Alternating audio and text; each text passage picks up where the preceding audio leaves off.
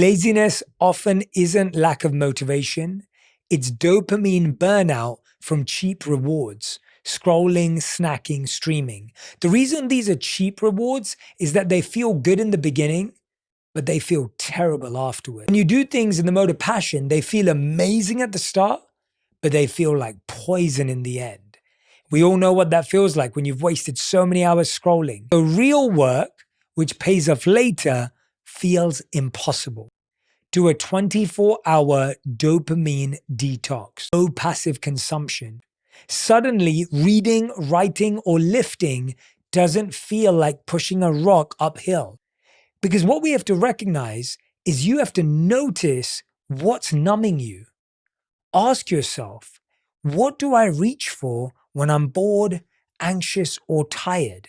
That's your cheap dopamine. You can't change what you don't notice. The next thing you need to do is do that 24-hour detox. One day, no social media, no junk food, no background noise, just a reset. And you'll be amazed how quickly your brain gets quiet again.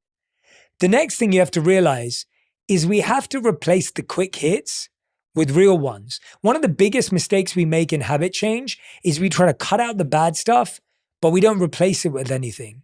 When you cut the fake dopamine, you need real reward. You want to do activities that feel good after, not the ones that feel good before. Cheap dopamine numbs you now and drains you later. Real dopamine costs you effort, but gives you energy. It's so interesting to me how so many of us are numbing ourselves from pain. The escape, rather than elevating, energizing, and being able to cope with it.